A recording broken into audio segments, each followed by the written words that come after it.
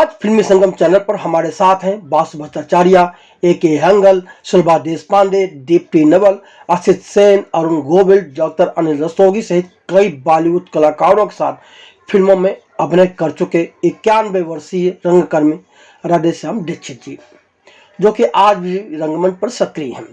आप सभी को जानकर आश्चर्य होगा कि 1948 में महज 12 साल की उम्र में रामलीला में लक्ष्मण का किरदार निभा अभिनय जगत में उन्होंने कदम रखा था। तब से वह लगातार अभिनय, लेखन व निर्देशन करते आ रहे हैं। 77 साल के अभिनय करियर में नाटक, फिल्म व टीवी सीरियल में अभिनय करने के साथ ही राधेश्याम दीक्षित ने एक सीरियल कब क्यों कैसे के कुछ एपिसोड भी लिखे थे। अब तक उनकी झोली में 1000 से अधिक पुरस्कार जुड़ चुके हैं। इतनी उपलब्धि हासिल करने के बावजूद वह आज भी पूरी तरह से रंगमंच के प्रति समर्पित है। 91 साल की उम्र में भी राधेश्याम दीक्षित ने नए नाटक अभिभक्ति का लेखन किया है, जिसका मंचन वह जल्द ही करने वाले हैं। उन्हें इस बात का अफसोस है कि रंगमंच के प्रति समर्पण के चलते उन्होंने अपनी पत्नी व परिवार की अवहेलना की। आज हम फिल्मी संगम चैनल पर राधेश्याम दीक्षित से समझने की कोशिश करते हैं कि पिछले 77 साल के उनके करियर में किस तरह के हालात रहे, उत्तर प्रदेश के कानपुर शहर में रंगमंच और फिल्मों की क्या स्थितियां रहीं, किस तरह यह स्थितियां बनती व बिगड़ती रहीं और अब उनकी नज़र में रंगमंच व सिनेमा किस मुकाम पर है और उसकी क्या वजहें हैं। राधेश्याम दीक्षित जी, आपका फिल्मी संगम चैनल पर स्वागत है। धन्यवाद। सर जी, मुझे बताएं कि आपका एक लंबा करियर है और जिस वक्त आपने शुरुआत की थी अभिनय की, उस वक्त वहाँ से पैसे मिलने तो गुंजाइश नहीं थी, फिर भी कहाँ से आपको प्रेरणा मिली कि आपने अभिनय की शुरुआत की? प्रेरणा क्या मिली कि हमारे पिताजी रामलीला कराते थे घर के सामने ही, तो साल में एक बार मंडली आती थी दरभंगा से और वो 15-20 दिन पूरी रामायण रामलीला होती थी। आखिरी दिन राजगद्दी होती थी। तो उनके जो संचालक थे मंडली के, तो उन्होंने ऑब्लिगेशन के रूप में हमें और हमारे बड़े भाई को उन्होंने राजगद्दी में भरत और शत्रुघ्न बनाकर बैठाने की। तो बड़ा अच्छा लगा। उनको मेकअप हुआ। उस समय मेकअप होता था मुर्दा शंख से। अच्छा। एक पत्थर होता है चमकीला, उसको घिस करके वो उसका लेप लगता था और वो चेहरा चमकता था, लाली लगाती, बड़ा अच्छा लग रहा था। और मेकअप करके बैठा दिए गए राजगद्दी पे। लोग आते थे, आरती उतारते थे, माला पहनाते थे, पैर छूते थे, मिठाई खिलाते थे। इतना अच्छा लगता था। और लेके हर एक को देख रहे हैं, आज हम बैठे हुए राजगद्दी पे। वो कुछ ऐसे क्षण थे जिसने इस ओर हमारा ध्यान आकर्षित कर दिया और मैं सब कुछ छोड़ करके उनके काम में लग गया। अच्छा। पढ़ाई भी हमारी छूटी क्या, कोई पढ़ाई में मन नहीं लगा तो पिताजी ने उस मंडली में भर्ती करा दिया। अच्छा। और वो नतीजा हुआ कि उस मंडली में पहली बार तो यहाँ से जाकर के शंकरगढ़ में किया, इलाहाबाद के आगे शंकरगढ़ स्टेट पड़ती, तो वहाँ राजा कमलाकर सिंह थे। वो वहाँ पे रामलीला की और आखिरी दिन वो हाथी पे बैठाल करके चारों मूर्तियों को, राम लक्ष्मण भरत शत्रुघ्न, अच्छा, और ये हनुमान जी को भी बैठाल के हाथी पे पूरे नगर में घुमाया करते थे। और राजमहल में जा कर के वहाँ पर जो महारानियाँ थीं वो अपना आरती उतारती थी, क्योंकि छज्जे बने थे, हाथी उन्हीं के लेवल पे पहुँच जाता था। वो स्वागत करती, तिलक करती थी। सुबह समझ लिए कि 10-11 बजे से हाथी पे बैठे और शाम को 5-6 बजे हाथी में बैठे बैठे, लेकिन कोई उबन नहीं हो रही थी जी। नतीजा हुआ कि हाथी गर्मा गया। अब वो हाथी जब गर्मा गया तो उछल कूद हुई, तो हम लोग के प्राण आपस में आगे सब इधर उछले। क्या लोगों ने भर भर पानी बाल्टी उसके ऊपर डालना शुरू किया, हम लोग भीगे सही। फिर वो शांत हुआ फिर उसके बाद हम लोग हमने का कमाल है। तो इस तरह से रामलीला में बढ़ती है। और उसमें भी कई बार ऐसा भी हुआ कि मैं लक्ष्मण का रोल कर रहा था, हमारे बड़े भाई जो थे वो राम का अभिनय कर रहे थे। अच्छा। लक्ष्मण का रोल करते करते ये हुआ है कि जो लक्ष्मण का रोल, ये सीता का रोल करता था, उस समय स्त्री पात्र थे नहीं, पुरुष पात्र ही महिला का रोल करते थे।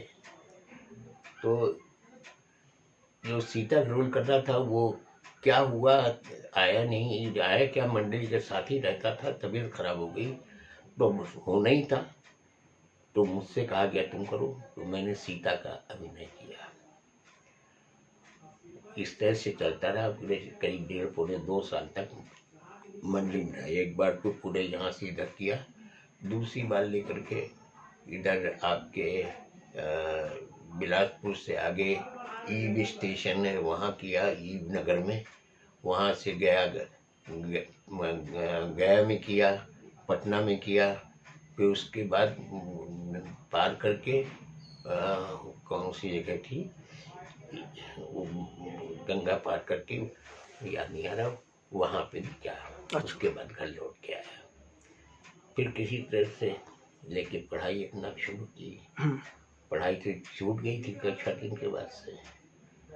अब ये हुआ कि लोग अपना गली में कहने लगे तो ये इसके साथ मत घुमा करो। अच्छा। उपहास होने लगा, ये पढ़ा लिखा नहीं है, कुछ नहीं है, और ये पढ़ने वाले हैं। तो हमारा एक दोस्त था जुगल किशोर, वो हाई स्कूल का इम्तिहान देने जा रहा था। अच्छा। तो उनका तुम भी हाई स्कूल का इम्तिहान दे दो, प्राइवेट भर दो। तो मैंने प्राइवेट भर दिया फॉर्म।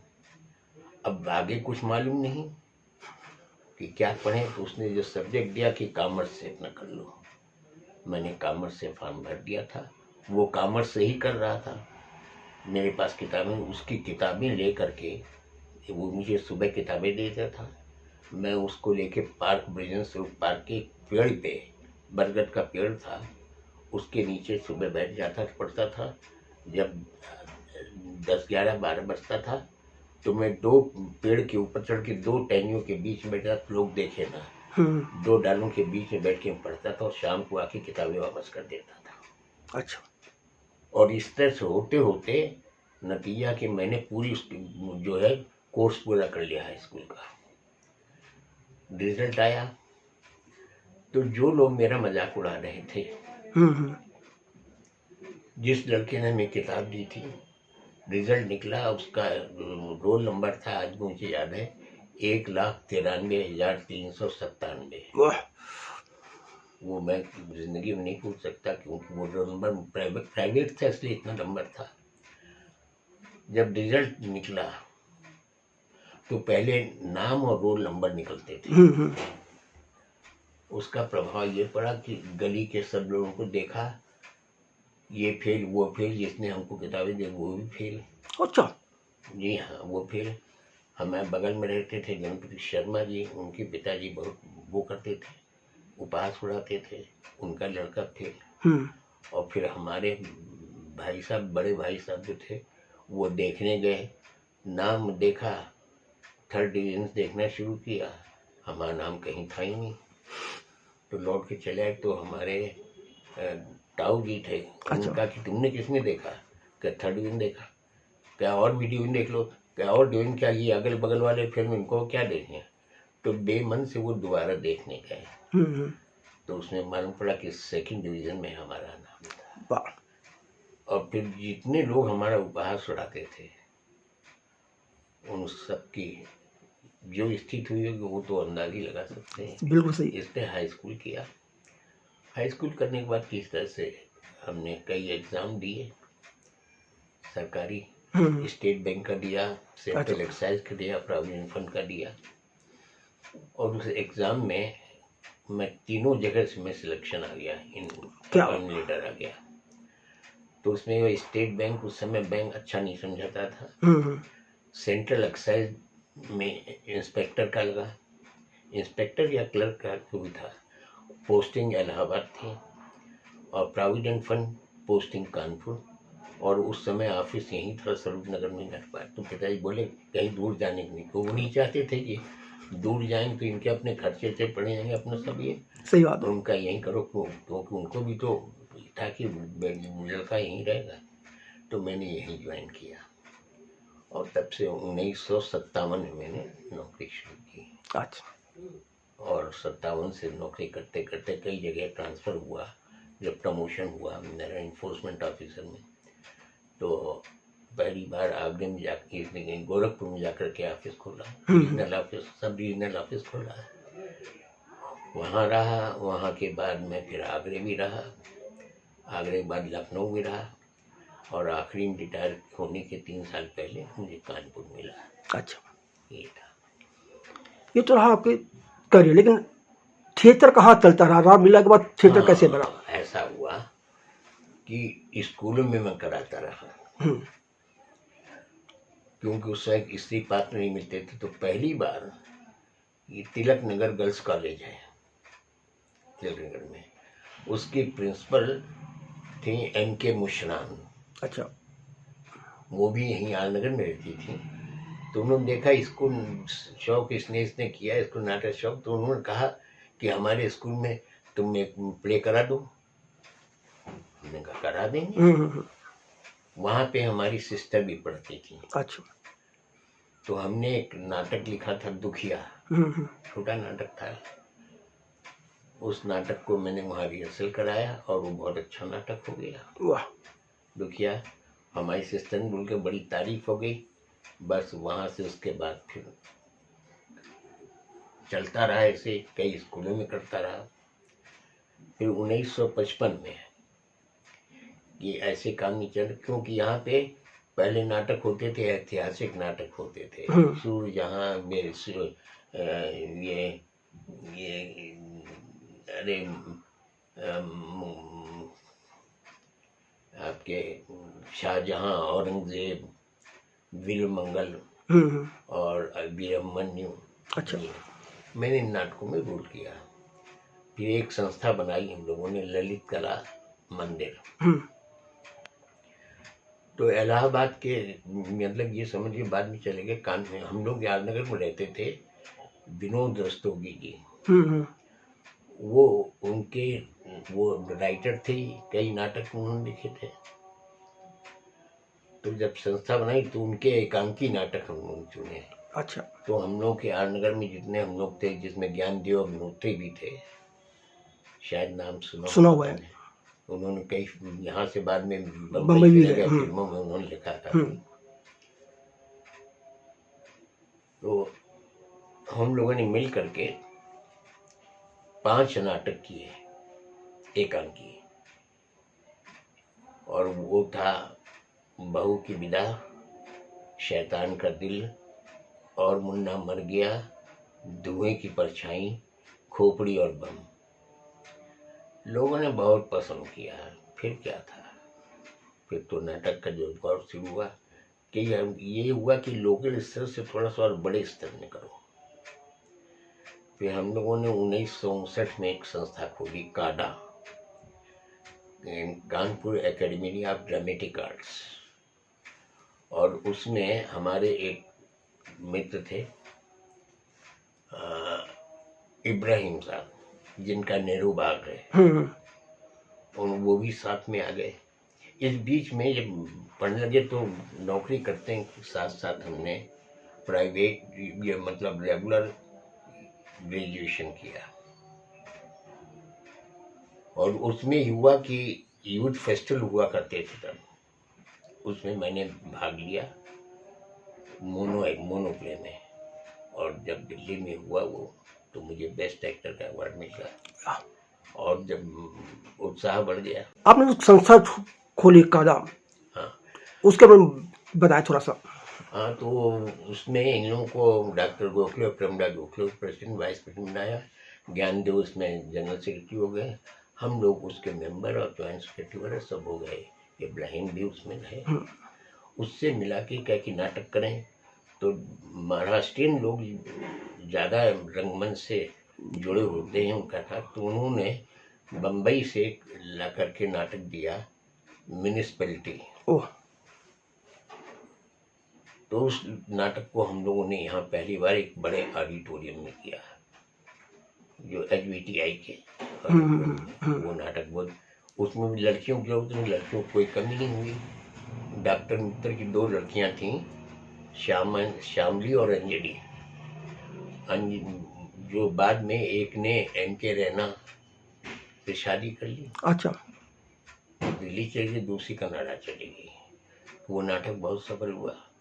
फिर तो ये हुआ कि बम्बई से नाटक लाके देती तो उसका अनुवाद किया कि यहाँ के हिसाब से किया जाता। ज्ञान जो करते थे हम लोग बैठ के मुस्लिम करते थे।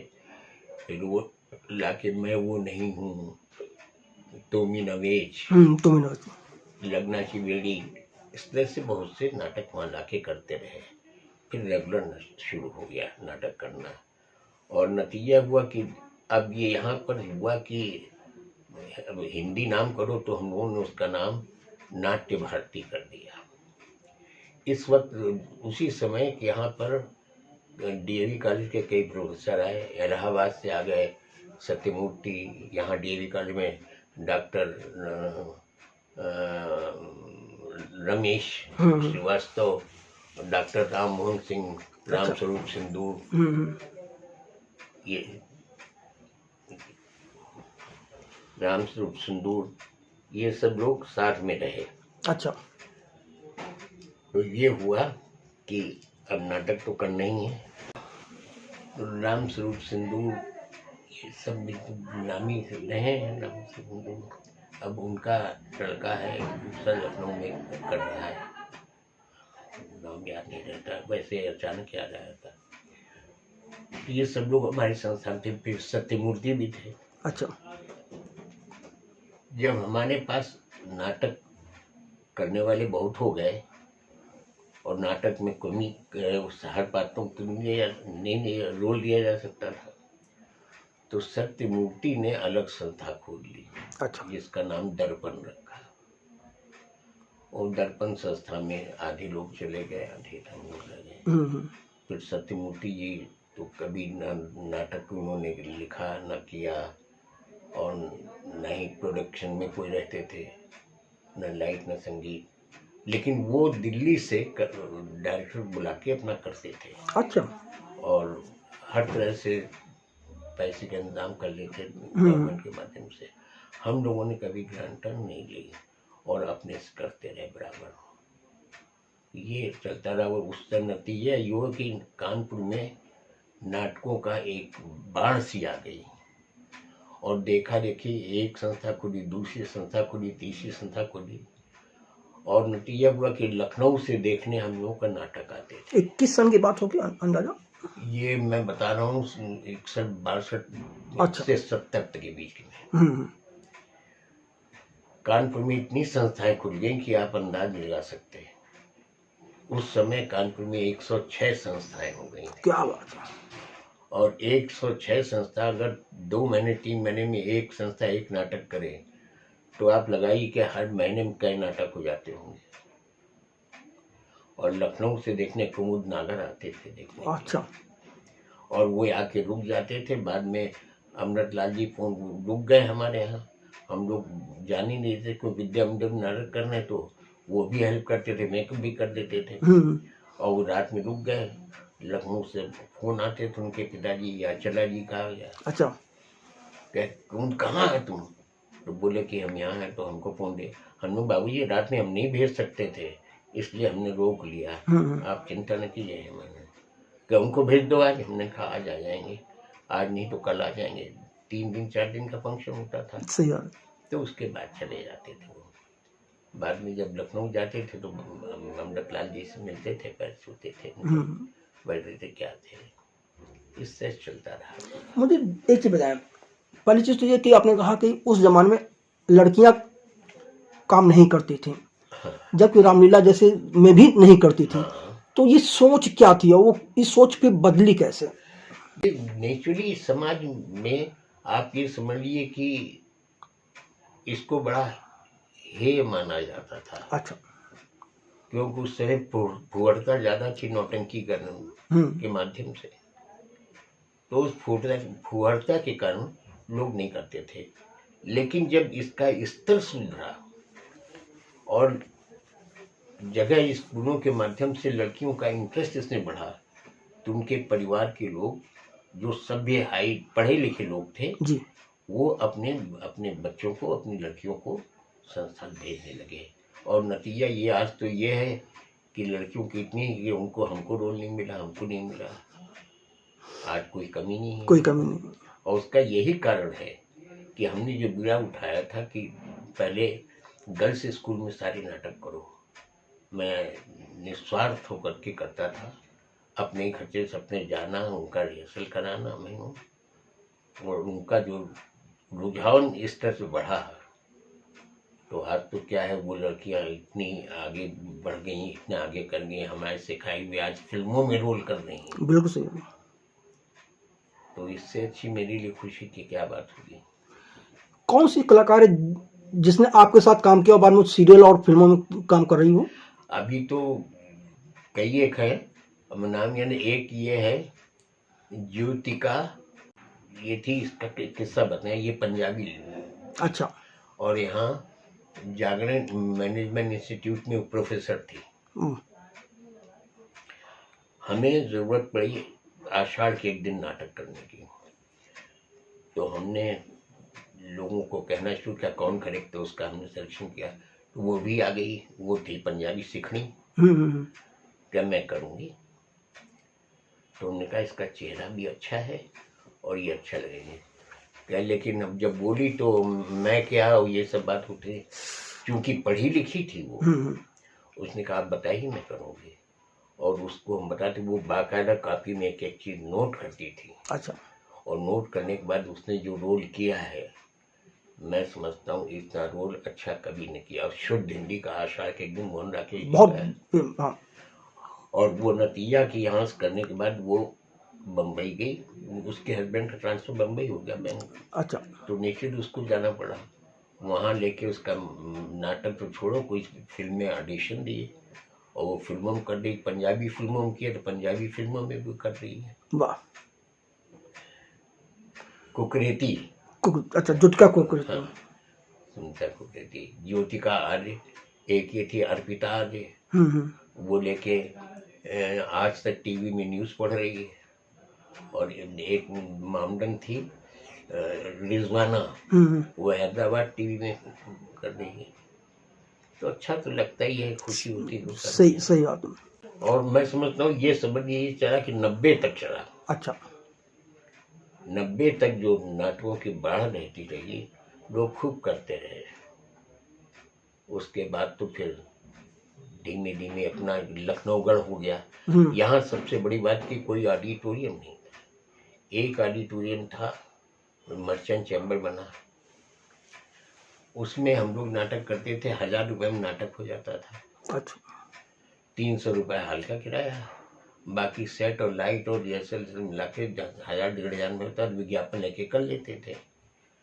दूसरा था मेडिकल कॉलेज, उसमें 500 रुपये किराया था, तो वहाँ कम ही करते थे। ये सेंटर में था मेडिकल कॉलेज, थोड़ा सा आउट पड़ता था जी, तो पूरा नाटक हो जाता था।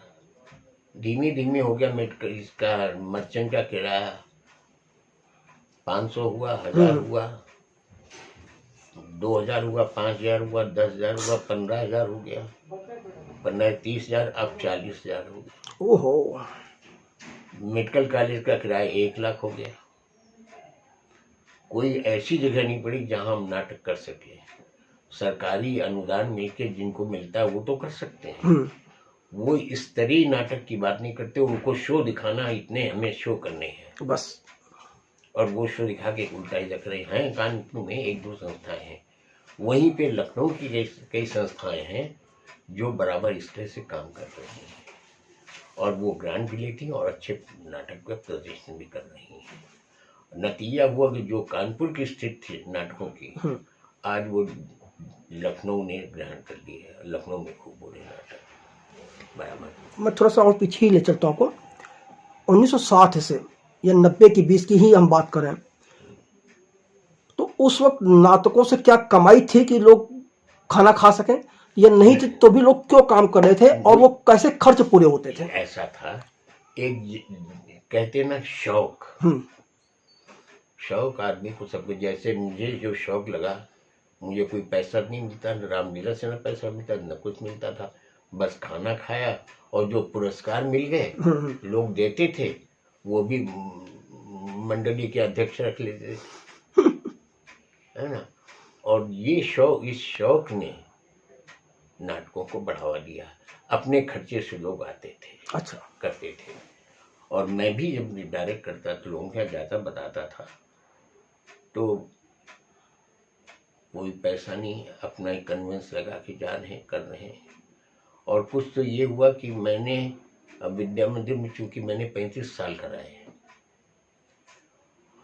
और हर बार ये होता था कोई नया नाटक करना, तो मैंने नाटक लिखना शुरू किया। मैंने महाभारत में नाटक लिखा, रामायण पे नाटक लिखे, क्योंकि उसमें भक्ति के ज़्यादा होते थे, और वही मैंने किया। और अभी मैंने खुद एक नाटक किया, ये नवंबर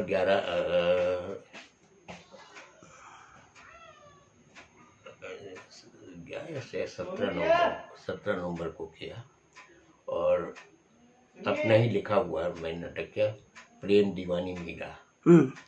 मैंने मीरा पे लिखा, मीरा के बचपन से कैसे मीरा को कृष्ण लगा हुआ, जो मैं समझता हूँ कि मेरी कहानी है, वो कैसे लगा हुआ उसको, और कैसे अंततः वो कृष्ण के साथ आत्मसात उसका हुआ। ये मैंने पिछले महीने किया। अच्छा, तो ये है, अब लड़कियों की कमी है। और अब स्थिति ये हो गई है कि लोग बनाने का, मेरी स्थिति नहीं कि मैं फ्री कर सकूँ जी। अब मैं जहाँ नाटक कराता हूँ, तो मैं अब ये स्थिति नहीं कि मैं फ्री करा पाऊँ, तो मैं चार्ज करता हूँ। वो खुद ही कहते कि आप हमको क्या देंगे, वो कहते इतना देंगे, मैं सर स्वीकार कर लेता हूँ। ये नहीं कि हमें इतना दो तो मैं काम करूँगा, लेकिन स्वयं लोग इतना दे देते कि मेरा काम हो जाता था।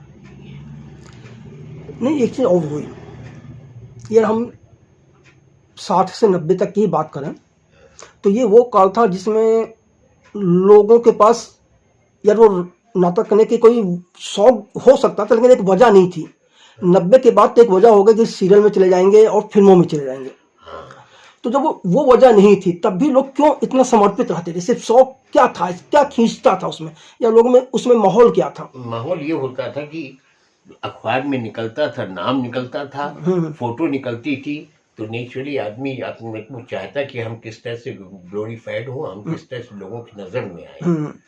और नतीजा ये हुआ कि इसी कारण से लोग आने लगे, करने लगे। फिर धीमे धीमे ये हुआ कि लोग कह रहे हैं भाई नाटक कर रहे हैं तो कुछ हमारा कन्वेंस तो दे ही दीजिए। लोग जो दूर से आते हैं तो उनको कन्वेंस के रूप में थोड़ा बहुत दे देते थे। अच्छा, तो उनका शौक भी पूरा हो रहा है, और बाकी उनको कोई चीज़ नहीं देते। बाद में नाटक खत्म होने के बाद उनको मोमेंटो दे दिया, वो और उनको खुश होता है। जो पहली बार कर रहे हैं वही है ना, सही बात कि जो उत्साह बढ़ता है तो वही होने लगे। आज स्थिति ये है कि लोग कर रहे हैं काम, कहते हैं कि हम थोड़ा सा क्या हमको देंगे, लोग मांगने लगे। अगर वो देखते हैं कि फ्री ग्रांट वाले कर रहे हैं तो पैसा लेते, और जो ग्रांट लेके करता है तो आधा पैसा देता है, आधा कलाकारों में देता है। हमने सुना आपने उस वक्त महिला किरदार निभाया जब महिलाएं काम नहीं कर रही थी, तो कब ऐसा लगा कि आपको महिला किरदार निभाने की जरूरत महसूस हुई, क्यों किया, कौन से किरदार किए, कुछ बताएंगे? महिलाओं के साथ महिला किरदार आपने किया, जैसे सीता का किरदार आपने निभाया था, तो ऐसे क्या हुआ था, क्या वाकये थे वो? नहीं, वाकया ये था कि जो रोल करता था सीता का, हाँ, वो अचानक बीमार पड़ गया या गायब हो गया, या घर चला गया। अच्छा, तो चूंकि वहाँ ये होता था कि पहले होता चौपाई होती थी, चौपाई के साथ उसको अपना शब्दों में, अपना संवादों में बोल दिया जाता था। सही बात है।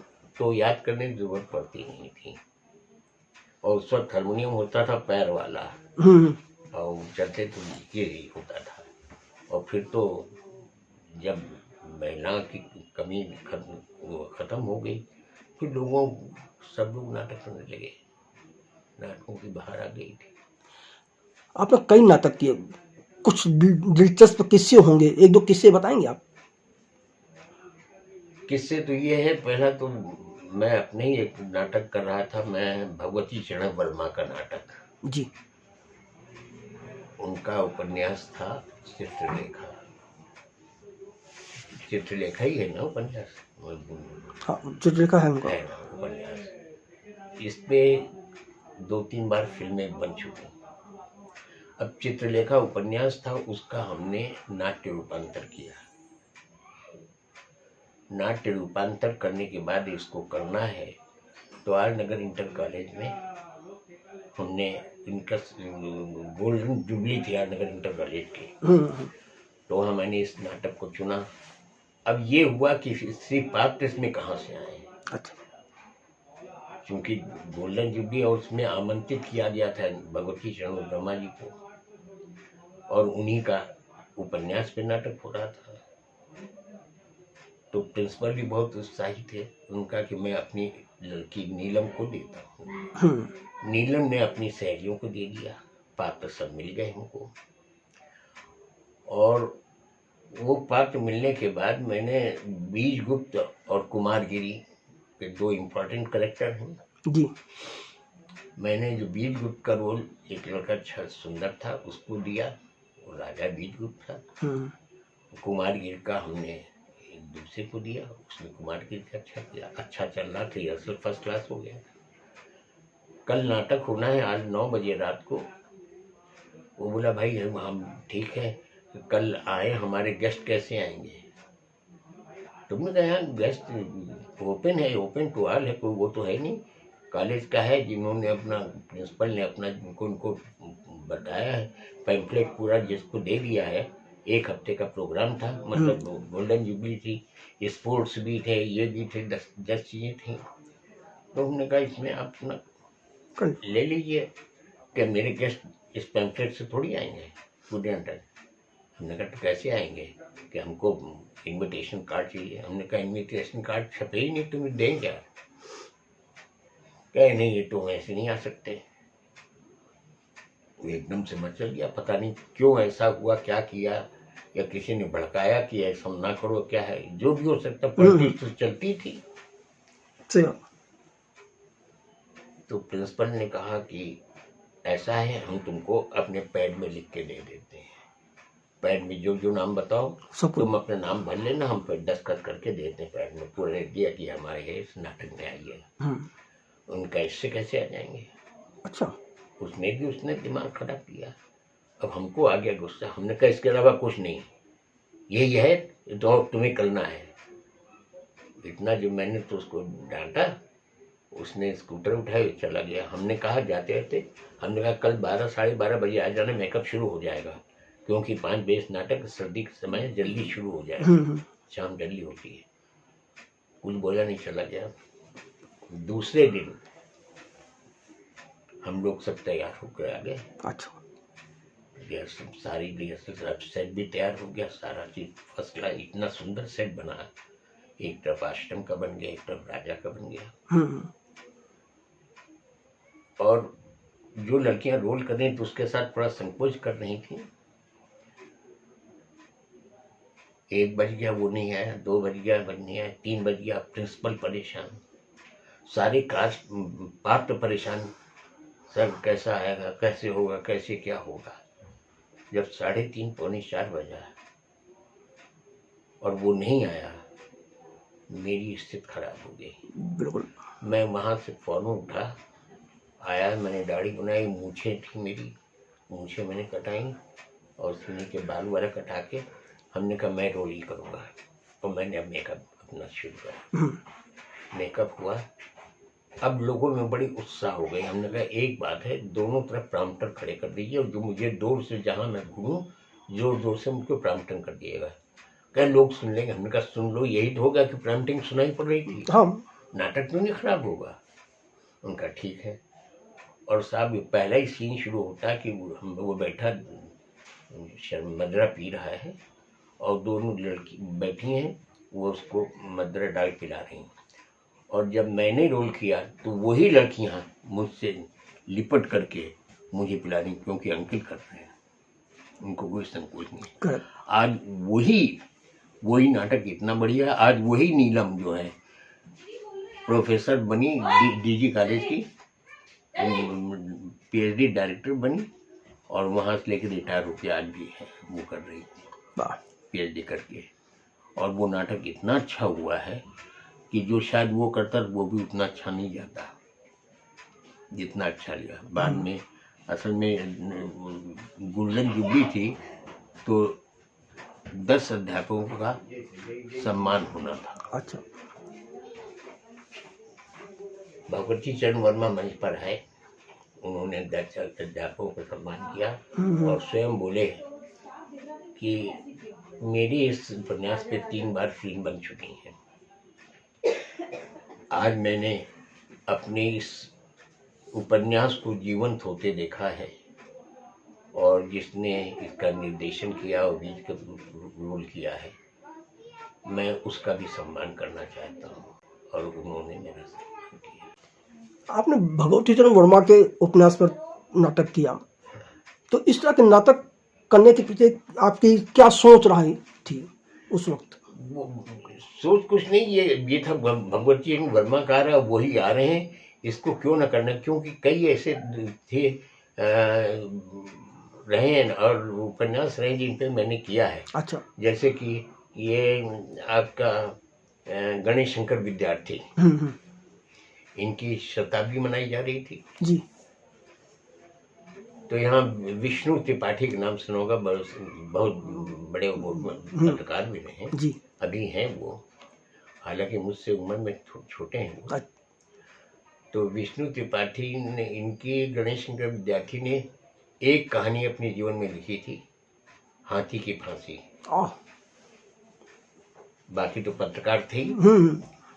इनके यहाँ सारे जितने थे क्रांतिकारी, इनके प्रेस में ही आते थे, बैठते थे। भगत सिंह हो, साइयो हो, गुरु सब यहाँ आते थे। मेस्टन रोड से ऊपर छठी छत अपना इनके प्रेस में जाते थे। तो मेरे पास आए विष्णु, बोले कि ये ऐसा है, ये कहानी इसका नाट्य रूपांतर कर दो। बहुत सोचते रहे, कई बार पढ़ा, तो हमने उसका फिर नाट्य रूपांतर कर दिया, और उन्होंने देखा ये तो बहुत अच्छा नाट्य रूपांतर हो गया, क्या अब इसका मंचन भी कर दो। वाह। हमने कहा तुमने हमको फांस दिया है ना चक्कर में, और इतना खर्चा, क्या आप चिंता ना कीजिए खर्चे की, वो सब होगा अपना पूरा कीजिए। अच्छा। क्या कहाँ करेंगे, तो मेडिकल कॉलेज में करने को हुआ। मेडिकल कॉलेज इसका 1 लाख रुपए किराया था। प्रिंसिपल से बात की तो प्रिंसिपल ने कहा कि मेरे हक में इतना है, मैं 50,000 कर सकता हूँ, उससे कम नहीं। पत्रकार तो सारे पत्रकार ही भैया। उन्होंने इमीडिएटली दिल्ली कांटेक्ट किया और इंफॉर्मेशन से किससे भी किया, वहाँ से ऑर्डर आ गया कि इनको फ्री हाल दो, 1 पैसा नहीं लगा हाल। और जितने मिनिस्टर थे वो सब नाटक को देखा, और नाटक कितना अच्छा हुआ है मैं आपको बता नहीं सकता। तो ये होता, कभी कोई चीज़ करनी पड़ जाती कोई, और कभी कोई चीज़ अच्छी लगती उसको करते हैं इस तरह से। और कोई रोचक किस्सा है आपके करियर में किसी प्ले को लेकर? प्ले को किससे तो याद नहीं आ रहे हैं, कई बार। हाँ, एक ऐसे ही हुआ, यूथ फेस्टिवल में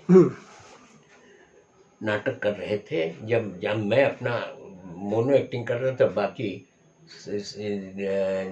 डीएवी कॉलेज की टीम, ट्रेसेस कॉलेज की टीम ये अपना नाटक कर रही थी। अच्छा। डीएवी कॉलेज की टीम से ज्ञानदेव डायरेक्ट कर रहे थे, और वहाँ से क्राइस्टचर्च से अलूवालिया कर रहे थे। उनका नाटक था चक्कर पे चक्कर, और डीएवी कॉलेज का था ये अदरक के पंजे, ये इनका नाटक था। अच्छा नाटक था वो। टीम गई वहाँ दिल्ली में। अच्छा। ऑल ओवर इंडिया की टीम आई हुई थी, और शायद मुजफ्फरनगर में वो शो हो रहा था। मैं अपना मेकअप सामान ले गया, क्योंकि मैं हली मुस्लिम से, मैंने हली मुस्लिम में पढ़ रहा था, अच्छा। पढ़ क्या रहा था, सुबह चोरी छुपे मॉर्निंग में क्लास लगाते थे वो। तो वहाँ सुबह ऑफिस जाने से पहले सही 6 बजे जाते थे, 9 बजे छुट्टी होती थी, वहाँ से भागते थे ऑफिस आ जाते थे। ऑफिस करते करते हमने ये किया था कहीं। तो मैं अपना सामान मेकअप ले गया था, सिद्धेश्वर अवस्थी नाम सुना होगा ही आपने? जी। वो डीएवी कॉलेज की तरफ कर रहे थे, क्रैशर्स के अकादमी तरफ से वो उन्होंने अपना सपना तैयार कर लिया था। जिस दिन शो था हमारा, वो इस इनका मोनो प्ले का बाद में था। जिस दिन इनका प्ले था तो सिद्धेश्वर ने देखा कि मेकअप सामान इनका गायब। अच्छा। सब गायब, क्रेप रखी है और बाकी चीज पाउडर नहीं। ठीक है, किसी तरह से नहीं अब में मेकअप हो, दाढ़ी वढ़ी तो होनी चाहिए, सही बात। लेकिन दाढ़ी के लिए क्रेप रखी है और स्प्रिट गम गायब है। ओह। अब क्रेप चिपके कैसे, हाथ पैर फूल गए। तो सिद्धे बोले कि ऐसा ही कौन ले गया, निकाल गया, क्योंकि हम लोग सब फेस्ट में रहते, हम लोग को ठहरने की जमीन किसी ने बाहर कर दिया वो। तो हमने कहा हम ऐसा है कि हमारे पास है, हम देते हैं। अच्छा। हमने देखा मेरा भी गए। ओह। अब बड़ी विचित्र, बोले कि अब कैसे काम बनेगा राजा। हमने कहा क्रेप ऐसे चिपके नहीं कि गोंद से लगा के चिपका लो। हाँ, वो तो है नहीं चिपकेगी। उसके लिए तो स्ट्रीट गम ही होता है। सही बात। तो हमने कहा रुकिए, मैं इंतजाम कुछ करता हूँ। मैं वहाँ से भागा और हर जगह साइकिल की दुकान को ढूंढता रहा, पंचर वाली दुकान। और ढूंढते होते बड़ी मुश्किल से मुझे मिल गया सोल्यूशन ट्यूब जोड़ने वाला। अच्छा। टायर जोड़ने वाला। मैं वहाँ से लेके आ गया ट्यूब लेके। कैसे, हमने कहा इस सोल्यूशन से करेंगे, चिप जहाँ लगाओगे वो अपने आप चिपका लेगा। और उससे मैंने मेकअप किया और प्ले हुआ फर्स्ट क्लास। नेम भी फर्स्ट आ गया, उनका प्ले फर्स्ट आया क्रैशर का। अच्छा। और इनका सेकंड आ गया ऑल ओवर इंडिया में। ऐसे एक चीज और भी, आप जब नाटक कर रहे थे तो साथ साथ में आप नौकरी भी कर रहे थे जी, और बीच में आप गोरखपुर भी गए। तो नौकरी, दूसरे शहर जाना और नाटक, ये सब कैसे एडजस्ट कर रहे थे, क्या क्या कर रहे थे आप? ऐसा होता था, इस सब के कारण नतीजा हुआ कि मैंने अपने घर को, अपने परिवार को इग्नोर किया है। अच्छा। आज भी मेरा बेटा कहता है आपने किया क्या है? आपने अम्मा को कुछ नहीं किया। आते थे, वहाँ से आए, आकर सुबह निकल उठे, गए होटल में, चाहे ज्ञानदेव आ गए, ज्ञानदेव सामने गली में रहते थे, वो आए, आवाज़ दी, चलो। गए दुकान में, आज़ाद होटल पे, वहाँ पे पहले एक पान खाया, पान खाने के बाद अंदर बैठे, एक चाय पी, देखा 9 बज रहे हैं, भागो। वो अपने कॉलेज, डेवी कॉलेज में पढ़ाते थे इंग्लिश तो। हम इधर आके तैयार हुए, ऑफिस चले गए। 5 बजे लौट के आए थे, थोड़ी देर अपना हाथ पैर मुँह धोया, 6 बजे रिहर्सल चले गए। रात को 9-10 बजे लौटते। आज भी कहता है कि आपने क्या किया है, इग्नोर किया है माँ पर। और सच बात यही है कि आज मैं महसूस कर रहा हूँ कि इस नाटक में मैंने अपने परिवार को इग्नोर किया है। उसका अंतर से दुख तो है, लेकिन कैसे व्यक्त करें सबके सामने। सही बात। लेकिन उस सब के होते हुए मुझे सम्मान मिला, यही है उपलब्धि, और कुछ नहीं। और हमने नट सम्राट नाटक किया, वो दूरदर्शन में रिकॉर्ड हुआ। अच्छा। अप्पा साहब नाम से वो काफी प्रतिष्ठित हुआ। उस समय कोई चैनल नहीं था, और वो पहला नाटक था हमारा, पूरा नाटक जो दूरदर्शन से, दिल्ली से ऑल ओवर इंडिया टेलीकास्ट किया गया। ये क्या होता है कि 1985 से टीवी सीरियल पर हम लोग वगैरह सीरियल शुरू हो गए। तो जब टीवी पर सीरियल शुरू हुआ तो तमाम थिएटर के लोग, कलाकार, प्रोड्यूसर, डायरेक्टर टीवी की तरफ भागने लगे। बिल्कुल सही। तो उसके बाद खासकर कानपुर में थिएटर की क्या स्थिति हुई और कौन कौन लोग यहाँ से भागे थे और क्या था उस वक्त, क्या माहौल था लोगों में? नहीं, कई लोग यहाँ से भागे, बम्बई गए। और मुझे कुछ लोगों के नाम याद हो तो वो भी बताइएगा। वो एक तो टिंकू कुलराज बेदी का लड़का था, टिंकू हम लोग उसको कहते थे। और ये रहता था, नाम ही भूलते हैं, वो गया, वो भी वहाँ पे अपना गया। और नतीजा हुआ कि वहाँ प्रताप भास्कर गए, ये सब लोग गए वहाँ और कहीं कुछ नहीं मिला उनको, और भीख मांगते स्थित लगे वहाँ देखा, और अल्टीमेटली वहाँ से पागल होकर लौट के चले आए। हर आदमी सोचता है कि मिल जाएगा ऐसा वहाँ। आप जितने भी आज भी हीरो, चाहे अमिताभ बच्चन हो, चाहे ये हो, देखते इन्होंने कितना स्ट्रगल किया है जी, कि फ्री किया है, कुछ मिल जाए 10-17 रुपए में पूरी फीस मिल जाती थी उनको, उससे काम चलाते थे। तो ये तो स्थिति होती थी।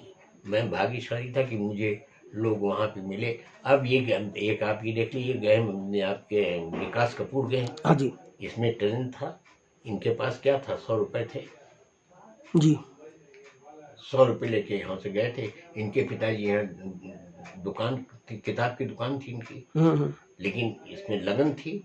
ये भी पहले स्कूल में कराया करते थे जी, और वहाँ से लेके अपना गए, उसने अपना किया, पढ़ाई की, सब किया, और अल्टीमेटली अपने पैरों पे खड़ा। आज उसने अपना एम्पायर बना लिया, ये बड़ी बात है। तो हर एक के भाग वैसे नहीं चमकते हैं, स्ट्रगल करना पड़ता है, आपको दौड़ना पड़ता है। हमारे एक सज्जन अभी आदित्य उत्पल, जिनसे हमने नया नाटक कराया, और उनकी वाइफ मोटी पंजाबी आदमी, लड़के भी सुंदर, वो थोड़ा सुंदर था। तो हमने पहले नाटक में उनको रक्त अभिषेक में रोल दिया। अच्छा, और उनका ही था कि हम मेन रोल दीजिए, हमने कहा मेन दीजिए। उन्होंने अच्छा नहीं किया। उनकी अच्छी यहाँ दुकान थी, अच्छा, झंकारी इलेक्ट्रॉनिक की दोई नगर में, और मैं समझता हूँ लाखों का माल उनके पास था। उस नाटक करने के बाद कई नाटक हमको, नाटक इस नाटक में हमको दीजिए, मेन रोल दीजिए। हमने कहा तुम पर नहीं डिपेंड करता है, जो सूट करता है वही हम देंगे। और उनको समझ नहीं आया, वो यहाँ से बम्बई, हम बम्बई जाएंगे, जाओ बम्बई। नतीजा ही हुआ, उन्होंने अपनी दुकान बेच दी, घर बेच दिया, बम्बई चले गए। बम्बई जाके मलाड में, मलाड कहीं पे एक कमरे का मकान ले लिया, एक आध फिर में छोटा मोटा रोल मिल गया, और वहाँ भंगी होके रहते थे। आज भी वो ये कह रहे कि चक्कर में हमको अच्छा रूम जाए, अरे कहीं छोटा मोड़ मिल गया, कहीं थोड़ा सा बड़ा मिल गया, इससे जीवन तो चलेगा नहीं, इससे जीवन तो नहीं चलेगा। मैंने अपनी लाखों की संपत्ति में खत्म कर दी। मुझसे कहते रहे, ज्ञानदेव कहते रहे, क्योंकि मैं नौकरी कर रहा था, पैसा ले नहीं सकता था, सेंट्रल गवर्नमेंट थे, तो मैं ऊपर से अलग कोई दे दे बिना उसके, तो वो मेरा खर्चा आने आने सब निकल जाता था। करेक्ट। मैं जाता था बम्बई, बासु भट्टाचार्य के साथ मैंने किया। बासु भट्टाचार्य पहली फिल्म की उन्होंने, तुम्हारा कर लूं। तो मुझे ये बताया कि आपका नाटकों के अलावा बम्बई आना जाना कब शुरू हुआ, कैसे शुरू हुआ, क्या कोई घटनाक्रम था, क्या हुआ था? ऐसा हुआ कि बादल सरकार का एक नाटक था, वल्लभपुरे रूप कथा, जिसका यहाँ अनुवाद ज्ञानदेव ने किया, एक था राजा के रूप में। अच्छा। बासु भट्टाचार्य इस पे फिल्म बनाना चाहते थे। ओह। तो उन्होंने, बादल सरकार बंगाली तो है, हाँ, तो उन्होंने कहा कि ये नाटक कहीं हो और इंडिया में, तो आप हमको बताइएगा। तो हम लोग परमिशन लेते थे बाकायदा। हाँ, वो तो परमिशन ली, क्या कर रहे हैं। उन्होंने बासुदा बोले कि कानपुर में ये नाटक इस तारीख को हो रहा है। बासुदा आए। अच्छा। 4-5 दिन पहले आए। अब उनको रोके, कहा भैया अब एक बड़ा डायरेक्टर आया, तीसरी कसम का, तो कहाँ क्या करें, तो डॉक्टर गोखले का रुकवा दिया। डॉक्टर गोखले का भैया वो महाराष्ट्रियन आदमी, उनका मेडिकल पूरा काम है, तो उतना समय नहीं है। तो उन्होंने बोला कि ऐसा है कि हम यहाँ से कहीं और रुकना चाहते हैं, हम काम करना चाहते हैं, कर नहीं पा रहे हैं। तो हम लोगों का एक था मित्र, कमल मेहरोत्रा। अच्छा। उसका आपके रामा देवी के पास इसका बंगला भी है, पेट्रोल पंप भी है, बड़ी जगह भी थी और काफ़ी बड़ी जगह है। अच्छा। तो उनको वहाँ पे शिफ्ट किया। बासुदा बोले कि हाँ अब ड्यूटी का काम करेंगे।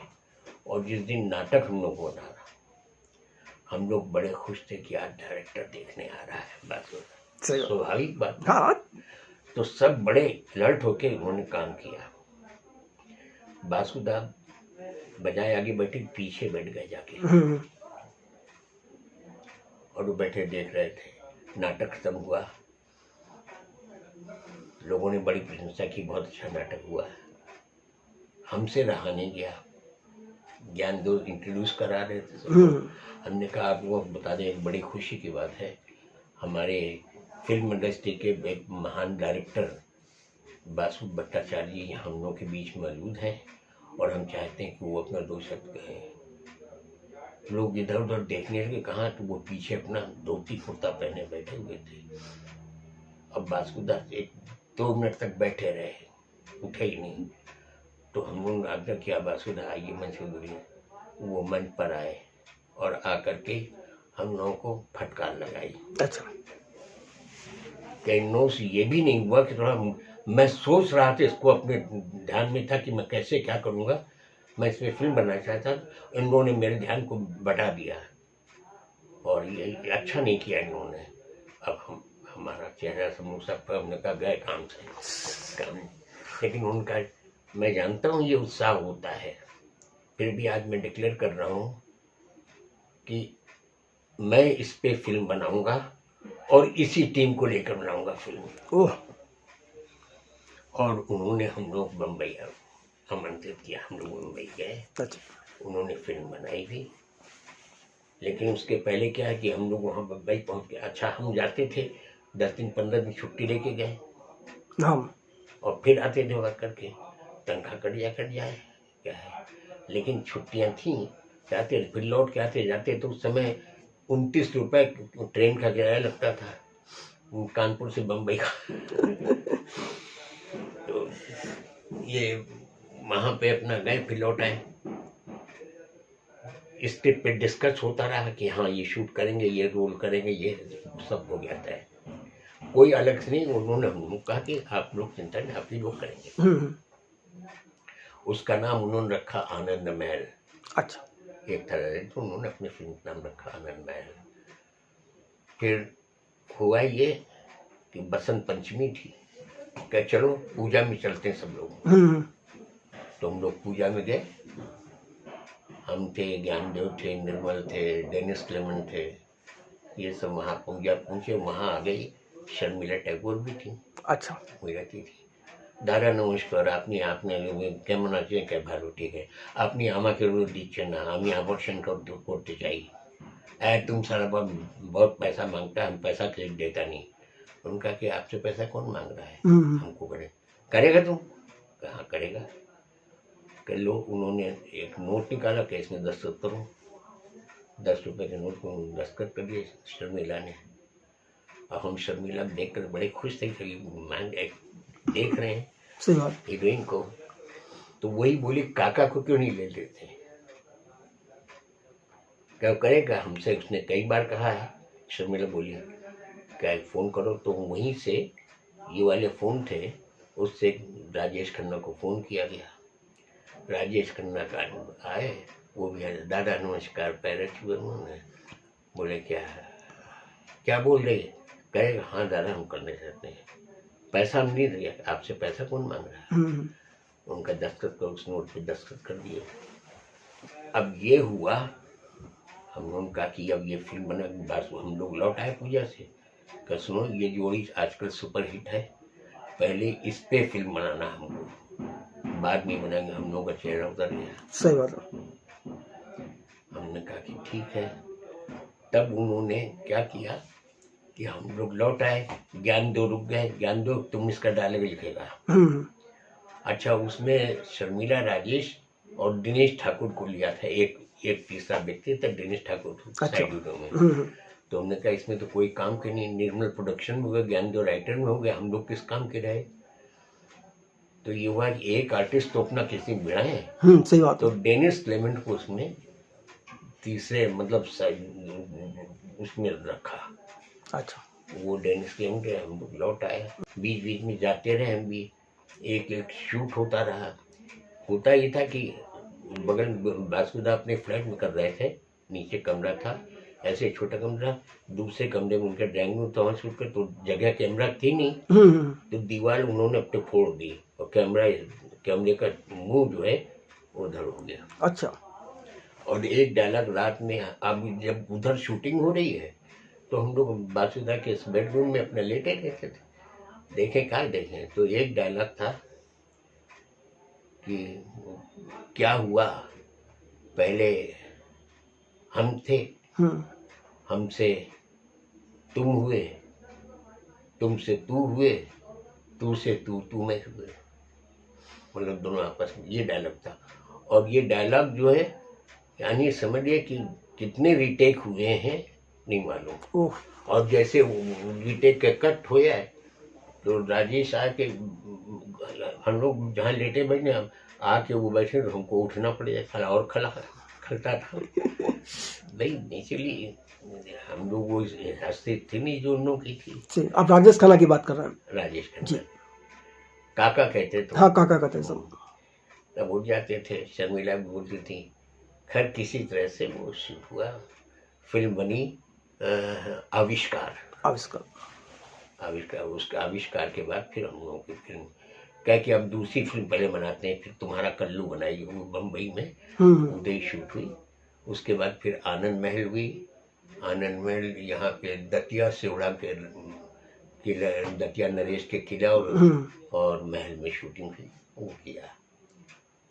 इस तरह से फिल्म में थोड़ा सा काम चालू हो गया, हम लोग उसमें रोल किया, ये था।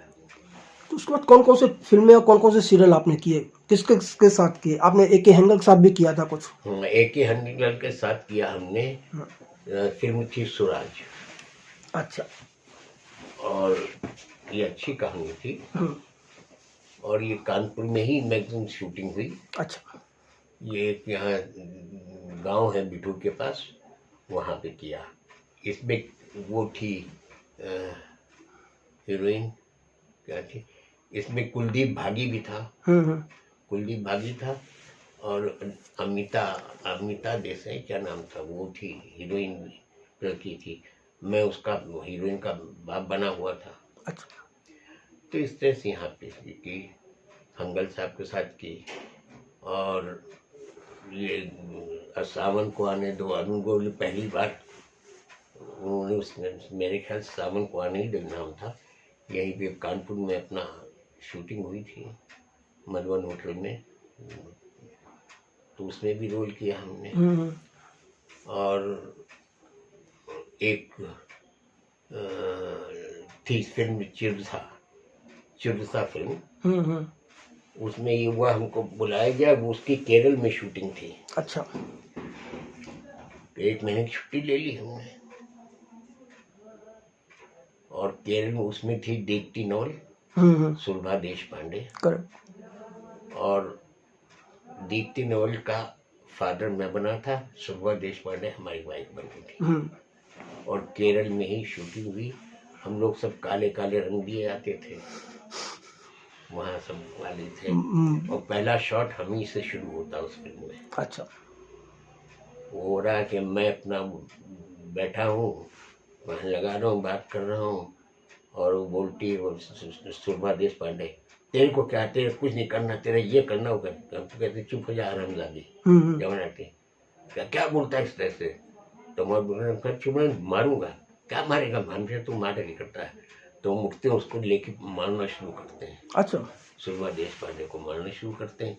सुलभा ने कहा कि अब बड़ी आप चिंता न कीजिए, नहीं समझिए, हम उनको आराम से मारिए, कोई चिंता मत कीजिए, अपना डेढ़ शॉट दीजिए। भाई वो लोग प्रोफेशनल थे, हम फ्री थे, लेकिन वो क्या किया, शॉट शुरू होने पहले वो बोली सुना 1 मिनट रुक जाइए, और ये उंगली पकड़ी और पीछे बैग घूम गई, जो घूमी उसके बाद कहते हैं हाँ शॉट शुरू को। जब देखा सामने, कैमरे के सामने आई, तो आंसू निकलने उसके। अरे मैं कमाल का। और फिर शॉट शुरू हुआ, मारते हैं हम उसको, तब तक दीप्ति नवल बरस नाव से आती है, अब्बा क्या करते हैं आप, मारते हैं। यहाँ से शुरू होता था, तो चिढ़ था कि जी इस तरह से फिल्में कि फिर अभी 2020 में एक फिल्म की थी, यहाँ सभी ज्ञानी है। उसमें कि इसमें अतुल श्रीवास्तव है, नीरज सूद है जी और क्या, अरे याद नहीं रही चीज, कई लोग इस तरह से काम चालू रहता है। और फिर 2 भोजपुरी फिल्म की, अच्छा एक की बलमा तुहार देश में, और एक फिल्म की हमने आई मिलन की रात। ये भोजपुरी फिल्म की। आपने सीरियल भी कुछ किए थे, उसमें कुछ सीरियल लिखा भी था आपने? हाँ, ये हमने सीरियल लिखा था, कब क्यों कैसे। इसके हमने 2-3 एपिसोड लिखे और 4-5 एपिसोड में हमने किया भी। इसके अलावा तो इस सीरियल कौन था प्रोड्यूसर, डायरेक्टर क्या था, कुछ डिटेल्स पता है, याद है? इसका डायरेक्टर याद नहीं, लेकिन वो थी जो कहानी घर घर में, साक्षी तंवर। साक्षी तंवर, अच्छा, ये उसमें एंकरिंग करती थी पूरी, साक्षी तंवर थी। बाकी हर एपिसोड में कलाकार बदलते थे। अच्छा, एपिसोड एक था, हर एक एपिसोड अलग अलग था, तो उसमें करते थे। इसके अलावा विकास कपूर क्योंकि अपने ही थे, बोले दद्दू आपको आना है करना है, हमने कहा करेंगे भाई आके। तो इनके सीरियल में किया साईं बाबा की सच्ची कहानियाँ। अच्छा, 2-3 एपिसोड में किया, 19-20 एपिसोड इसमें किया हमने।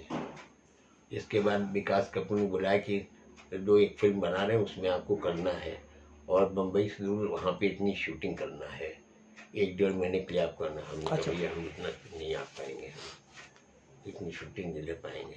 हमने आखिरी समय रिटायरमेंट का आ रहा है और कहीं आखिर में कोई दाग लग गया तो ये सब वो भी हमारा जो कुछ निकल जाएगा, सब बेकार हो जाएगा, ये है। तो विकास कपूर से आपका पहला परिचय कब हुआ था? वो तो कानपुर के ही हैं। यहाँ बराबर रहते। असल में क्या था कि इनके ताऊ जी के लड़के श्री राम कपूर, हरिराम कपूर, हरिराम कपूर यूनिवर्सिटी कॉलेज में टीचर थे। अच्छा, श्री राम कपूर जो थे, हम लोग मिन्नी पापे कहते थे, हम लोग साथ नाटक करते थे। तो सारे रिश्तेदार तो देखते, तो विकास कपूर को उसी से लगा ये भी स्कूल में करने लगे जी। जैसे अभी हमने बताया ना कि जिस स्कूल में मैंने करा, दीन दयाल उपाध्याय स्कूल में मैंने भी नाटक कराया। कौन सा कराया अभी बताया था,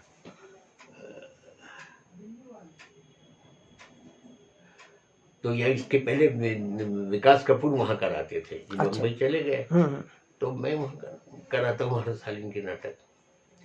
अभी देखिए ये हालत है याददाश्त की। अभी मैंने पिछले 11 तारीख को ही नाटक किया है, 11 अक्टूबर को, 11 नवंबर को। ये नवंबर अक्टूबर, 11 अक्टूबर, हाँ 11 अक्टूबर को किया।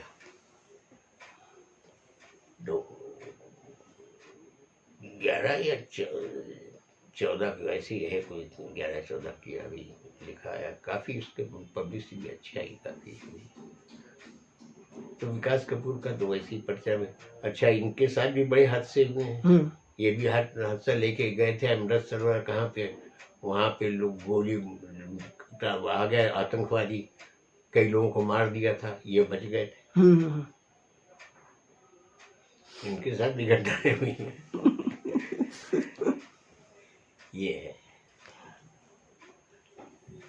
मुझे एक चीज बताया कि नौकरी की वजह से, क्योंकि नौकरी छोड़ नहीं सकते थे, कुछ लिमिटेशंस थी, कभी कोई ऐसा हुआ, कोई बड़ी फिल्म, कोई बड़ा सीरियल छोड़ना पड़ा हो आपको? कई फिल्म छोड़नी पड़ी हो। अच्छा, ज्ञानदेव चूंकि बम्बई में रुक गए थे, अच्छे राइटर थे और इन्होंने कई फिल्में लिखी अमिताभ बच्चन की, और इनकी जोड़ी कादर खान से हो गई थी जी। जैसे कि इन्होंने नैया लिखा, हम्म। अब याद नहीं यार, कई फिल्में लिखी, सुपर हिट फिल्में थी। ज्ञानदेव कहते तुम आ जाओ यहीं पे रुको, कमा लो जितना कमाना है, छोड़ो नौकरी को, जितनी फिल्में मैं लिख रहा हूँ उसमें तुम्हारे रोल अच्छे होंगे, अच्छा पैसा मिलेंगे। लेकिन मैंने उसको एक्सेप्ट नहीं किया, क्योंकि बम्बई का ये है कि जब तक चल रहा है उसके बाद तो आप कुछ नहीं। सही बात। क्योंकि मैंने देखा कि एक भारत भूषण को और हंगल साहब को, हम लोग बम्बई में रहते थे, बांद्रा में। अच्छा। वहाँ पर बगली में रहते थे भारत भूषण, बहुत पढ़ा लिखा आदमी था, किताबें लिखते थे, और वो आते खाने के लिए, उनके पास पैसे नहीं होते, बताइए। आते में। और यही हालत हंगल साहब की थी। अच्छा। बीमार पड़े थे, देखने गए और मालूम पड़ा कि कुछ उनके पास नहीं है। ये स्थिति हो जाती है। जो हाई जिन्होंने कमा लिया, पहुंच गया, जो बड़े बड़े स्टार हो, उनको कोई दिक्कत ही नहीं है। ना अमिताभ को होगी, ना शाहरुख को होगी, ना इन लोग बड़े बड़े लोगों को होगी, तो चल रहे हैं। लेकिन ये भी तो बता रहे, कल इंटरव्यू आ रहा था उनका, इनके धर्मेंद्र का, बोल रहे थे कि मैं मुबज्जा मार परेशान रहा, इधर 17 रुपये में पहला रोल मिला, 17 रुपये में किया था, लेकिन हिम्मत नहीं रही। उसके बाद ये फिल्म की, ये किया, इसमें मिला थोड़ा, इतना मिला। फिर हमें अमिताभ के साथ फिर तो काफ़ी जोड़ी बन गई, पैसे ही हमारे पास कमी नहीं, हमारे पास ये है। तो ये होता है, जिसके भाग्य वाली बात है, जब चलता है तो इस तरह से काम होता है।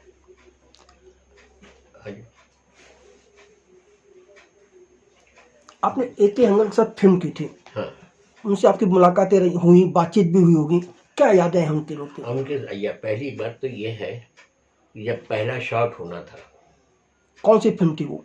सूरज। अच्छा। उसमें जब ये मिनिस्टर थे यहाँ पे यूपी के, उनसे उद्घाटन होना था। अच्छा। बारिश काफ़ी हुई थी उस समय भी, रास्ते बंद हो गए थे उस गांव तक जाने के लिए। शिवदीनपुरवा। अच्छा, हाँ, बिठूर के पास। बिठूर पास शिवदीनपुरवा, वहाँ पे था। हुआ ये कि मेकअप मैन को दूरदर्शन से आना था। अब यहाँ मिनिस्टर भी आए, वो आ गए, शॉट शुरू होना था, हंगल साहब का मेकअप होना कैसे हो, उनकी वीग लगनी थी और मूछें लगनी थी।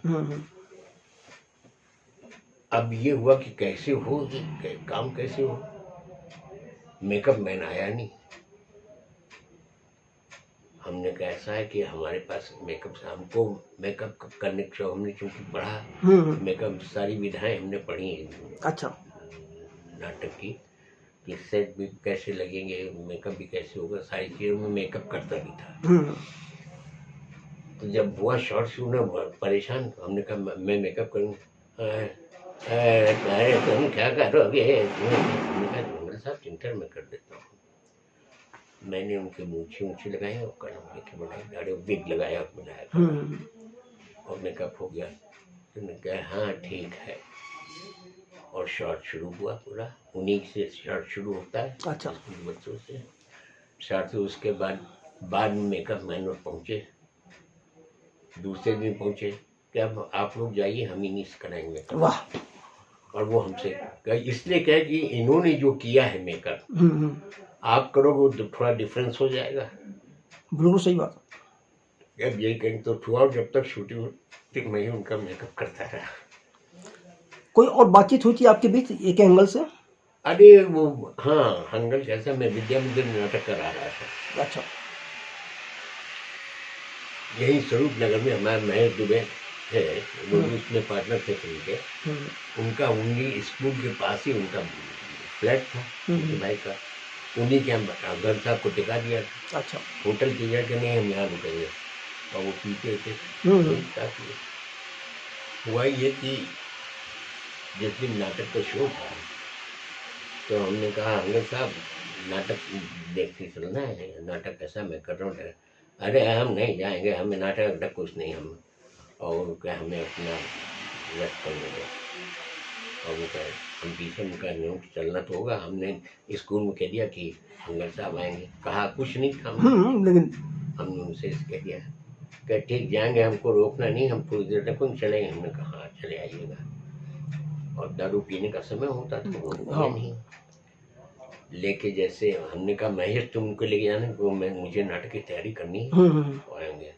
महेश लेके हंगल साहब को डिवाइड, मैंने अनाउंस कर दिया कि आज एक हंगल साहब आ रहे हैं। अब बच्चे और स्कूल के सारे गेस्ट तो बड़े भारी आर्टिस्ट। हमने नाटक किया, कह रहे कि हम थोड़ी देर में उठ के चले आएंगे, बजाय उठ कर के उन्होंने पूरा नाटक देखा, 1.5 घंटे का नाटक देखा।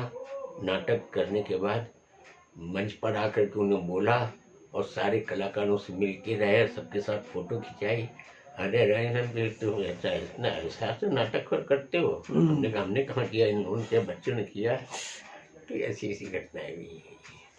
चलिए मुझे बताइए कि 1948 से लेकर के 2025 इस बीच कानपुर शहर में थिएटर जगत में किस तरह के बदलाव आए हैं?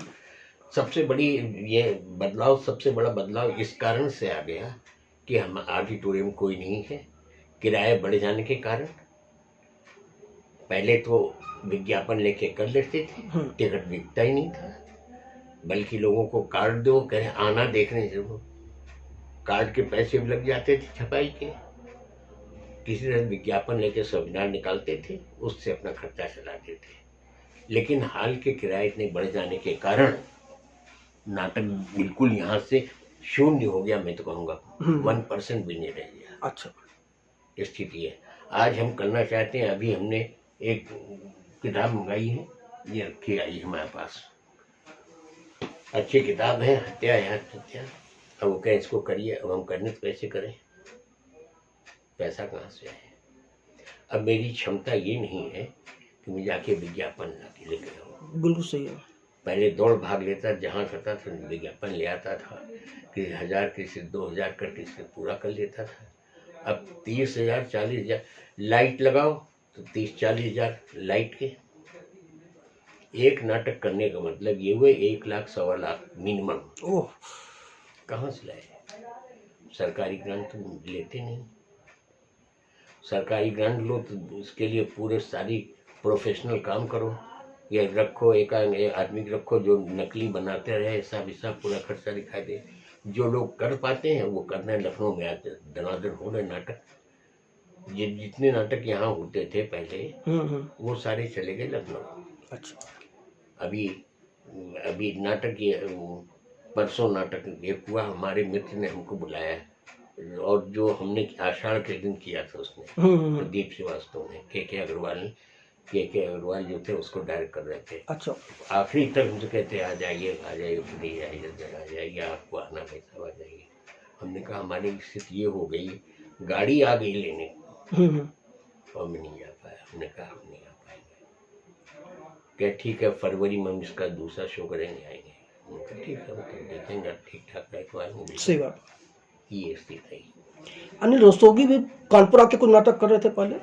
अनिल रस्तोगी का भी परसों ही फोन आया था। अच्छा, तो बोले कि वो हमको बड़े भाई कहते हैं। अच्छा, अनिल रस्तोगी बोले बड़े भाई, हमने कहा क्या हाल भाई? अनिल गए थे क्या? हाँ, आपका इंतजार करते रहे, आप आए नहीं, हमारे बगल में आपकी सीट रिजर्व थी।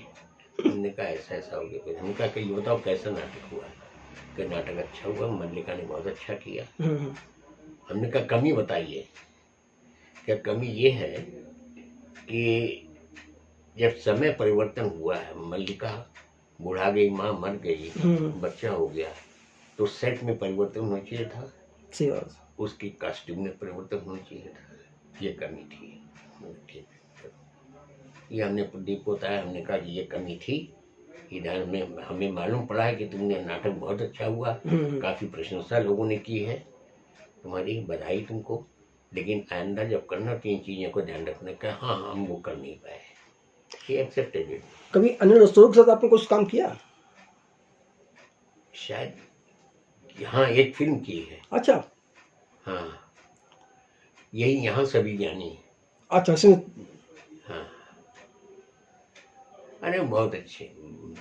जब जाते हैं तो घर पे उनके बुलाते हैं, उनकी पत्नी सुधा, वही बहुत बहुत मानती हैं उनको। अच्छा अगर हम लखनऊ पहुंच गए तो कहीं जाए, किसी दूसरे का नाटक है, वो वहाँ पहुंचेंगे, बाहर रहेंगे और खत्म होने के बाद हमसे मिल के ही तब जाएंगे वो। वाह।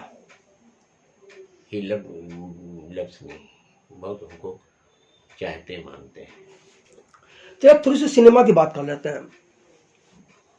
सिनेमा 1913 में शुरू हुआ, आप 1948 से रंगमंच से जुड़ गए, तो कहीं ना कहीं सिनेमा से भी शौक रहा होगा।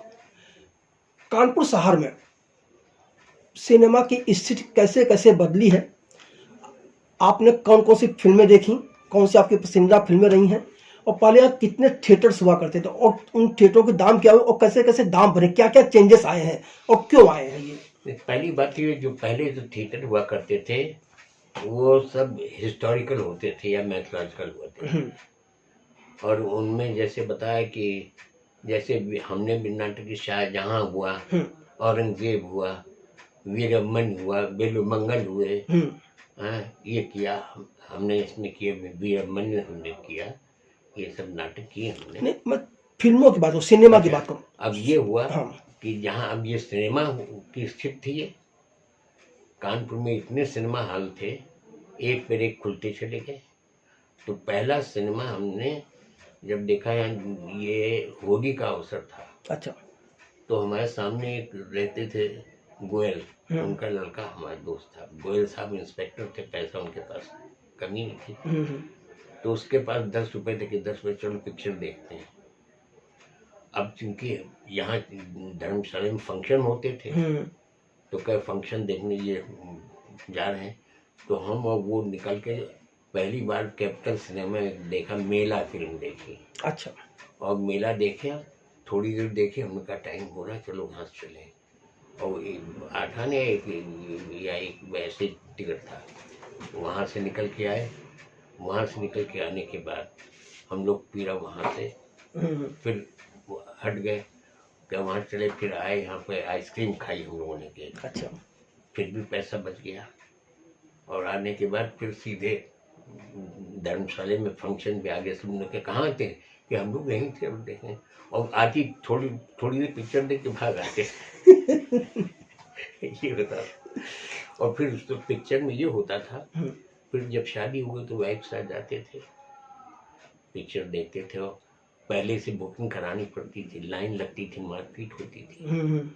अब तो स्थिति है कि आप जाइए, टिकट तो आराम से ही मिल जाएगा, कोई आपको करना नहीं पड़े, लोग अपना हाल भी खाली मिल जाते हैं।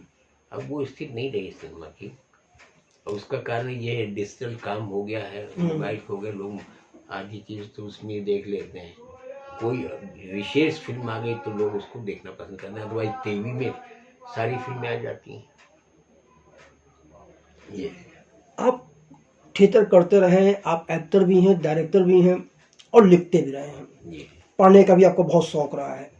तो यदि इन सारी चीज़ों के आधार पर देखा जाए तो सिनेमा में क्या कमियां आई कि लोगों का मोह भंग हो गया सिनेमा? सिर्फ देखिए, फिल्म अच्छी हो तो लोग जाएंगे, थिएटर में भी जाएंगे, ऐसा नहीं सिर्फ टीवी के लिए इंतजार करेंगे। वो क्या स्थितियाँ, क्या क्या चीज़ बदल गया है, या क्या कमियां अब आपको नजर आती है सिनेमा में? नहीं, हमको सिनेमा में ये सबसे बड़ी चीज़ है कि पहले सिनेमा रोमांटिक ज़्यादा हुआ करते थे जी।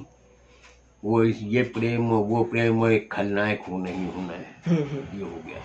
लेकिन कुछ फिल्में ऐसी हैं जो एक्शन आती हैं, जैसे कि जो साउथ की फिल्में हैं, उनके सेट भी महान होते हैं।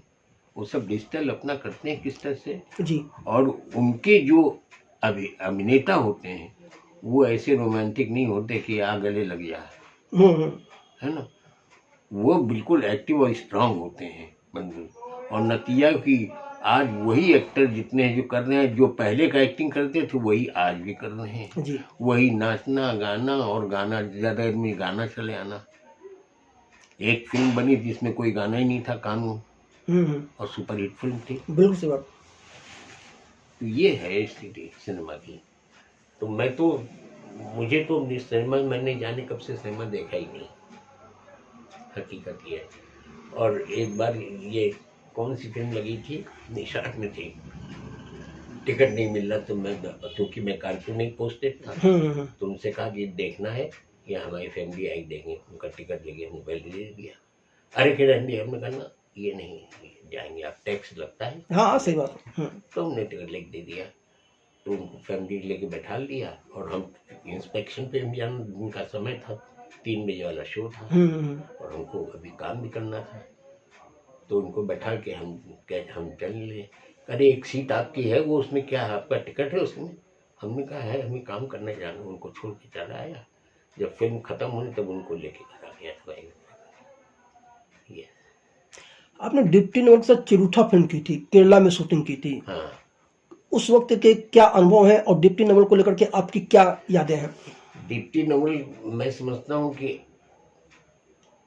ऐसे कलाकार, ऐसी अभिनेत्री मुश्किल से मिलेंगे। ये अभिनय नहीं करते थे, ये पात्र को जीते थे। अच्छा। हकीकत वही हाल सुलभा देशपांडे की भी थी। वो चूंकि थिएटर की थी जी, सुलभा देशपांडे मराठी थिएटर की आर्टिस्ट थी, बहुत नाम, बहुत थिएटर उन्होंने किया।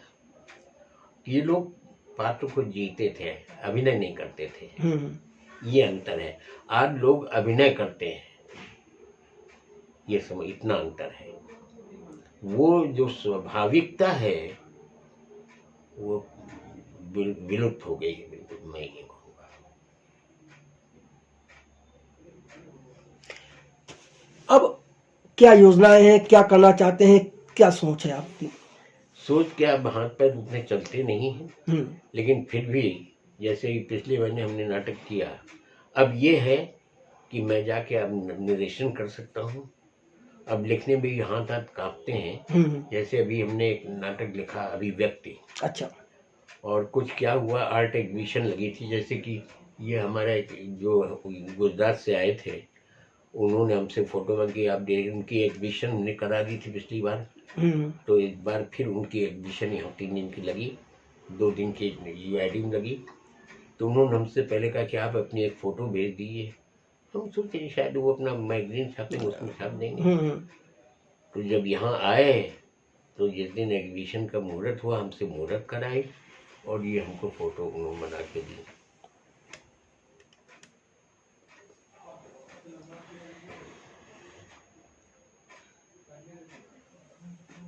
जी।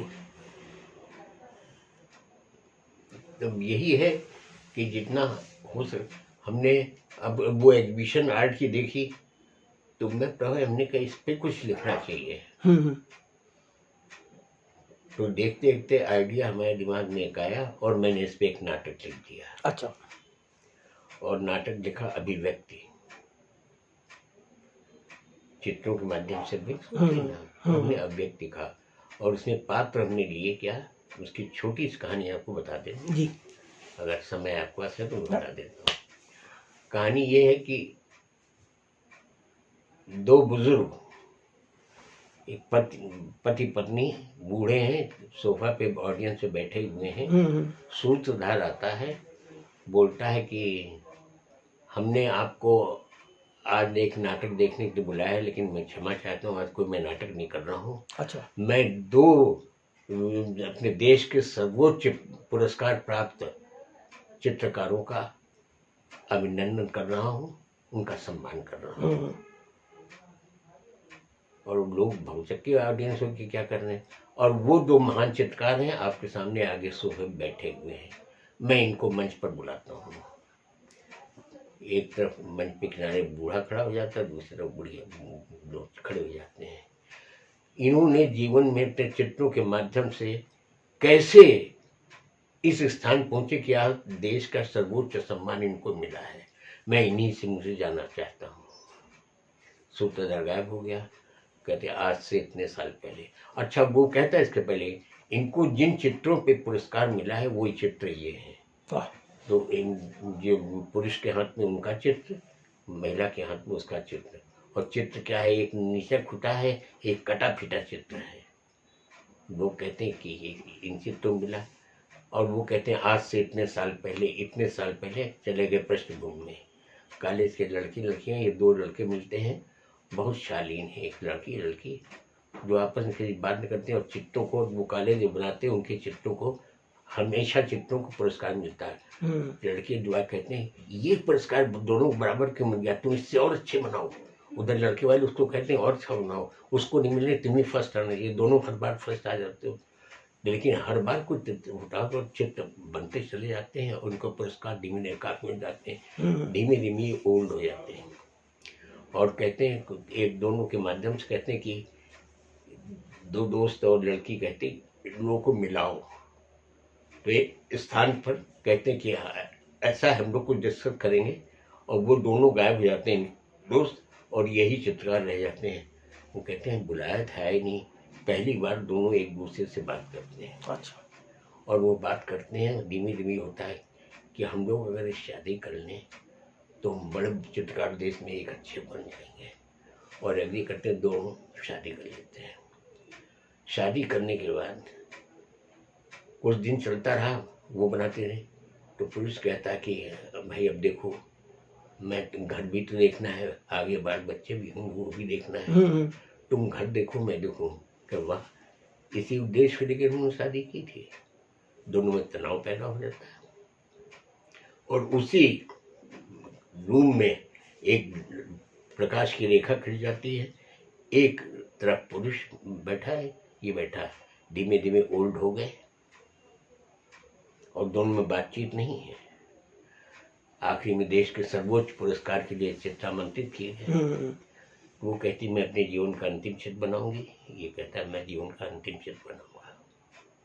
और वो चित्र बनाते रहते, रंग खूबसूरत भरते, वो भरते, धीमे धीमे भरते, रंग भरते भरते वो गाढ़ी होने लगते हैं, रंग के ऊपर रंग। और कहते मैं चित्र बना दिए, क्या हो गया, उसको आता वो चीज को नोट करो देती है कि ये क्या कर दिया मैंने, इतने सुंदर चित्र की जो कल्पना की थी बन गया। वो भी चित्र को अपना काट पीट देता कि ये क्या बन गया है। अब दोनों चित्र के साथ रो रहे हैं, अब क्या करें, कि ठीक है इन्हीं चित्रों को भेज देते हैं पुरस्कार के लिए। और इत्तेफाक से वो चित्र, उन्हीं चित्रों पे श्रेष्ठ सर्वोच्च सम्मान मिल जाता है। फिर सूत्रधार आता है, आपने देखा इनके हाथ जो चित्र जो शुरू में दिए गए थे, वो दोनों बुढ़े बुढ़े थे, इनमें कितना सुख है, कितनी अच्छे हैं ये लोग, कि इनमें कितना मतलब आज इन्हीं के इन चित्रों पे पुरस्कार मिलेगी। लेकिन इन चित्रों की अभिव्यक्ति देखिए अंदर क्या है, इसकी पृष्ठभूमि में जाइए, कितने सुंदर रंग भरे हुए हैं, ऊपर कैसे हो गए गाड़ी होते चले गए, अंततः ये हुआ कि यही जीवन है, हम किस तरह जीवन में सुखित करते हैं, और अंततः ये हो जाती है।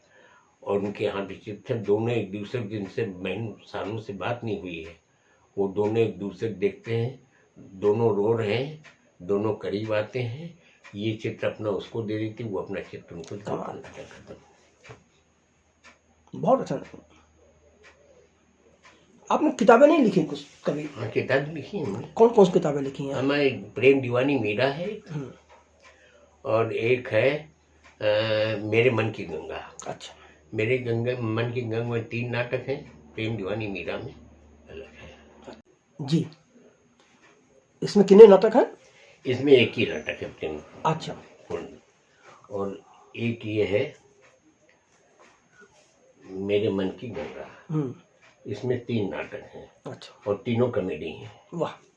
और इसमें वो भी नाटक है हाथी की फांसी। अच्छा। जो लिखा है ये। राधेश्याम दीक्षित जी, फिल्मी संगम चैनल के साथ बात करने के लिए आपका बहुत बहुत धन्यवाद।